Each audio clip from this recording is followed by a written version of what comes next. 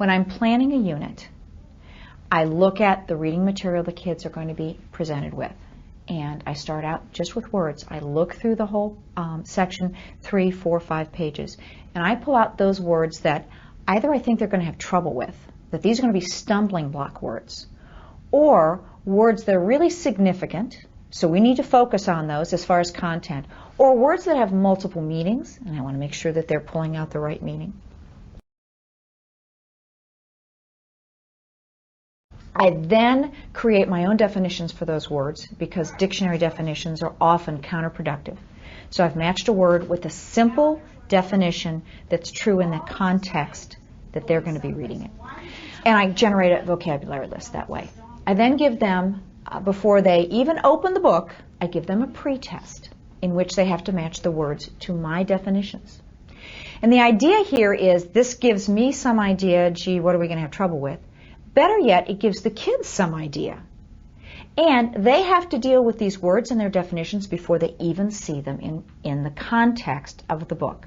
After the pre-test, I give them the complete vocabulary list that matches each word to its definition. Okay, they've graded their pre-test. Now they go and highlight the words that they missed. Why study what you already know? These are the ones you have to focus on. For my kids who struggle a lot, this helps a lot. Okay, I need to focus in on these words.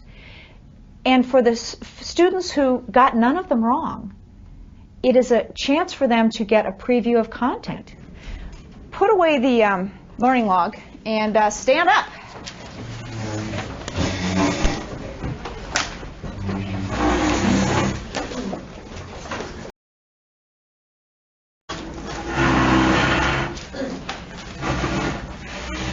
And I see a lot of you putting your learning log away in your accordion binder. What a good idea. That way it always comes to class with you. Good for you. Okay, these are the last 8. All right, these are the last 8 words. Today we start the next section. You will have seen 32 different words from that section. This is artisan. Artisan. Artisan. Artisan. You're in good voice today. Surplus. Surplus. Surplus. Surplus. Good. This is priest. Priest. Priest. Priest. Great. The sing and guess. Okay. 8 words are put up on the board. I say the word, they say the word. I sing the word, they sing the word back to me. And the idea here is that by saying it, those students who are struggling, who weren't really sure how even to say it, they hear it, they say it, they hear it again, they sing it. Something about singing helps us to remember things. Caravan. Caravan. Caravan. Caravan. Good. And the last one, expedition. Expedition. Expedition. Expedition. Terrific. You sound wonderful. Okay, have a seat. Okay. That was sing, now you guess. Match them up. Okay, match the words on the board to these definitions. I hand them 8 definitions, and working with the partner, and that's extra support for my struggling students. They can work together with somebody. They match those words with the definition in front of them, working as pairs. Second time they've seen the definitions. So for my strugglers, oh, here, I'm starting to remember this definition. I'm starting to be familiar with this word. This goes pretty quickly. The say and sing it, that's a minute or two. The guess on the definitions, that's a couple more minutes. But then comes the meat, because I have the kids tell me what word they matched up with which definition. And then we stop and we talk about that word. Maybe a minute and a half. Maybe not at all. But we start to get into the context of the lesson, of the reading material in that way.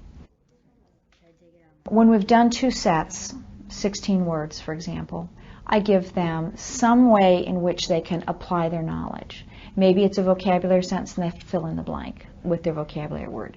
Maybe they have to produce, and for my kids that struggle, instead of 16 sentences and 16 words, they'll get 4 words and 4 sentences. 4 sentences and 4 words, so they don't have to go through so many words. And of course, they've got their vocabulary list, they can look up the meaning. And for the kids that really struggle, we have read the definitions as they're trying to guess. We are reading the sentences to them as they're trying to put in the words. So we give that extra support there. Sometimes I have them write sentences, and we call them doubles. So they have to write a sentence that includes 2 of the words.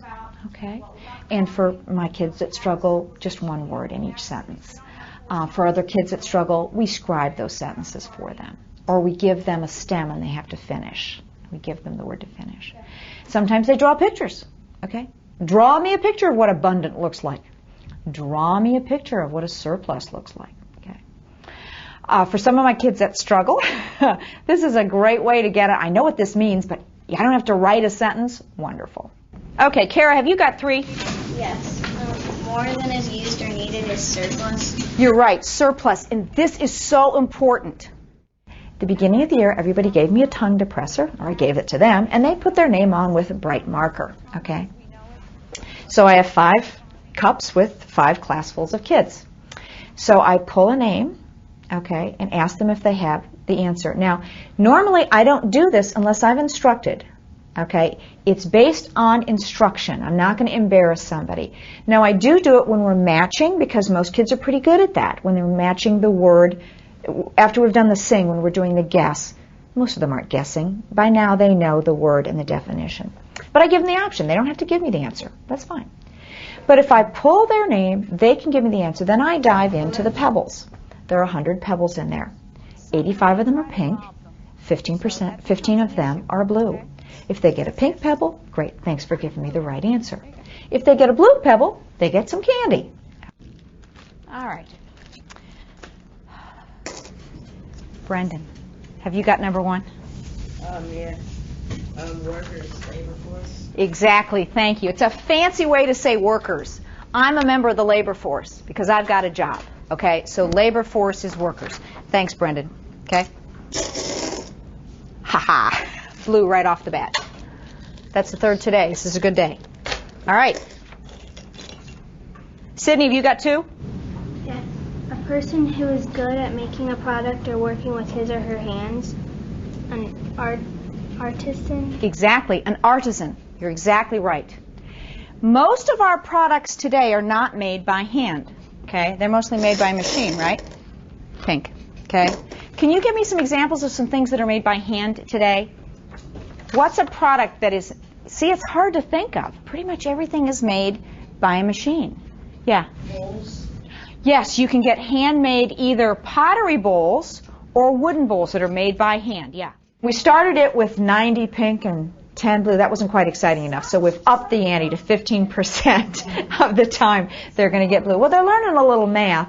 It's keeping them focused. They're keeping their attention, and everybody's focusing in better. And it's fun.